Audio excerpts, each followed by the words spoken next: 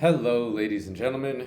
We are back again with, this is just one of those things that makes me scratch my head. It's 2024. I'll drive by public parks, I'll drive by high schools. I will turn on the TV on a beautiful sunny Sunday afternoon to watch football, and I'll see people stretching to warm up to play explosive sports. And there is no more explosive gentleman in the NFL than Christian McCaffrey. And if you ever check out his training is primarily just short bouts of explosive movements, a lot of plyometrics. I really haven't seen him lift too heavy.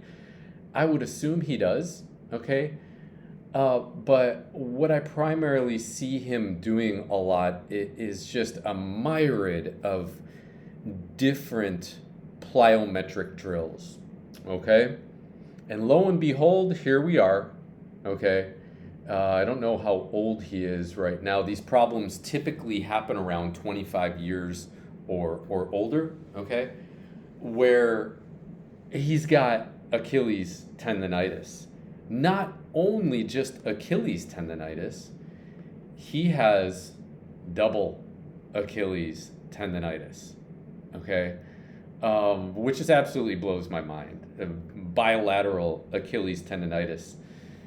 Let me just save you guys the sheer terror and headache of trying to figure out how this happens or what it is. Number one, there's no such thing as the Achilles tendinitis. Okay, you guys can light me up in the comments for that one, and I'm just going to disprove you in the coming minutes here when I show you what the real problem is going on. Okay, but there's no such thing as a guy like Christian McCaffrey getting bilateral Achilles tendinitis. What we have is a problem with global pressure in the body or global tension, okay, turning into localized tension in the calf and in the Achilles, translating it into the Achilles, okay?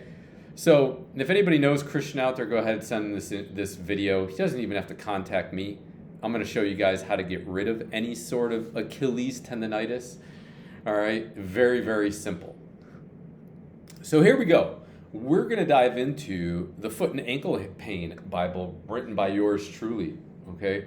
You don't have heel pain. Chapter 3 says you don't have heel pain. You have a calf problem. All right? Now, you can go ahead and read this if you'd like. The book is available on Amazon. But what we are dealing with is something called the tibialis posterior, first and foremost. All right? Now, the tibialis posterior is this little slab of muscle, okay? And you see the muscle going all the way down and attaching right in the middle of the arc right there. Okay, typically when you get flat-footed, this muscle starts to go to sleep. Okay, it's not doing its job with lifting the arc up and keeping it supported, so the foot starts to unfortunately go flat. All right, some people have a problem with it, some people don't. But this is your culprit right here, primarily. Okay, and this guy is nasty. Nasty, nasty, nasty. You're going to develop a trigger point or tightness in this area, and what it's going to do is you are going to get Achilles pain right here, okay? You'll also get pain in the calcaneus, right in the heel over here, and the worse that it gets, you'll get pain then on the bottom of your foot, okay? And people will start screaming, plantar fasciitis, plantar fasciitis. No, goddammit, look upstream, okay? This is the terminal end of fascia and muscle and nerve in the body right here, the bottom of the foot. Okay, tightness can't go anywhere else. So you're sucking up all the tightness, okay, in your lower leg and in your hamstring is sucking up all that fascia in the foot, and we get plantar fasciitis. All right, and then everybody goes and they do whatever they does. All right, what you want to do is you want to start at the hip. Okay. Christian, maybe, maybe not. Maybe he just has to get into the calf. All right. Most people are going to have to start off in the hip, glute minimus, glute medius, glute maximus, and then get into the hamstring to allow that fascia to rest and drop but we're going straight to the source of the pain right here, okay? So this sucker is obviously so deep. You have your soleus, and then you have your gastroc on top of it, okay? But one of the easiest ways that you can get in there is by relaxing your foot and getting your leg elevated, okay? And then getting a lacrosse ball in there. I don't care how tough Christian is, man. You do this and you're gonna be feeling it. I don't care who you are, okay? I had it happen once in my life. I don't know why my heel was hurting. My Achilles felt like it was gonna snap. It wasn't the Achilles. It was that dang tibialis posterior, okay? So you wanna look for a thick book. You could use a yoga block. So right works absolutely fantastic, okay? And all you are doing is pulling your leg back and pushing it forward, and you're rolling that ball up and down that tibialis posterior. It's right between those two bones in your lower leg. You got to relax the foot in order to get there. If you have the foot pulled back, you're going to have big time problems, okay? And the tissue is going to be too tight. You're not going to be able to make a change. But if you relax the foot and then you just use the knee and the quad in order to bring the leg back and push it forward, bring the leg back and push it forward, you'll do very well. And trust me, you will feel it and you're not going to like it, okay? So this is enemy numero uno. This is primarily the one area, the first area you got to get into in order to alleviate the pressure in that calf and alleviate the pressure in that Achilles. Okay, that's going to be number one. Secondly, we're going to have to release the soleus as well. Okay, you can see some trigger points here. You can also get on those guys with your lacrosse ball, okay, in the same manner. And all you're doing, Christian, everybody else out there, you're looking for lumps and bumps. You're looking for lumps and bumps in that calf, and you're working it out. You're trying to get it to release, okay? But one of the other really great ways for you to get in there and get this stuff out is by using your elbows. So you can sit at the edge of a bed, you can sit at the edge of a bench, you can sit on a bench like I'm showing you here, okay? And what you want to do is you want to put some lotion all along the edge of this bone right here, and you are going to use your elbow to peel that tissue off of the bone. Going to be very, very tight, tender, sore, okay? But it's going to make your leg feel tremendously better, and you're going to start to get rid of a lot of that pain that's going down inside the calf muscle, all right? Down into the heel and then also into the foot. Last but not least, what you want to do is stand up and you want to put that lacrosse ball in the foot and in the arc, okay? And you just want to grind it. I usually have a tendency to hold on to something so you can get more tension down into the bottom of that foot.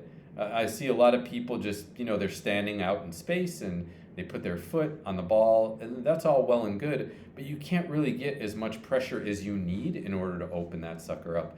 So I implore you to go ahead and stand up, hold on to something, the edge of a door, a countertop, whatever, and you are going to grind that ball into the bottom of your foot, right in that arc, in order to release it. And voila, you are going to get rid of the dreaded bilateral Achilles tendinitis. Whoa. All right, guys, I hope that made sense. I hope you enjoyed it. If you're having any type of plantar fasciitis or Achilles tendinitis issue, if you have a torn Achilles tendon and it's been repaired, I can guarantee you 1,000% you need this. You got to get in to that tibialis posterior. You got to get into that soleus. You got to get into that gastroc and erode the tightness or the problems not only caused by the tear, but by the repair, okay? And as always, after that, you want to do some light calf stretching to pull the myofibrils and the fascia apart and restore it to its normal length. We're not looking for yogic stretching, okay? I'm not telling you, hey, you got to go out there and be like a Simone Biles type of bounder out and doing, crazy flips or anything like that after you stretch your calf. But we're looking to restore it to the normal length that you were born with, okay? And then go out and do your strengthening exercises. So I hope that helps. Once again, guys, like, comment, subscribe to my channel. I'm going to be bringing more content like this, especially when I see stupid injuries and the trainers or the organizations that are tasked with healing them. Okay? I don't expect Christian to understand this. But when you're a $1 billion organization, okay, such as a team, and you're dealing with multi-million-dollar athletes, and you still don't understand this, yeah, I'm gonna call you stupid, okay? So I apologize. I'm not used to attacking people. I'll attack ideas. But like I said, if you're a $1 billion organization and you're in charge of $1 million athletes and you still can't fix them, I'm sorry. You deserve it, okay? Christian man, hit me up if you want to get better in a day or two. That's literally how long this would take. Anybody else, you want to get better in a day or two, hit me up, okay? Leave a comment. And I hope all of this makes sense. And I'm going to be bringing more content. So like, subscribe, share, and sending everybody light, love, and aloha. Except all you trainers and $1 billion organizations that can't figure this out.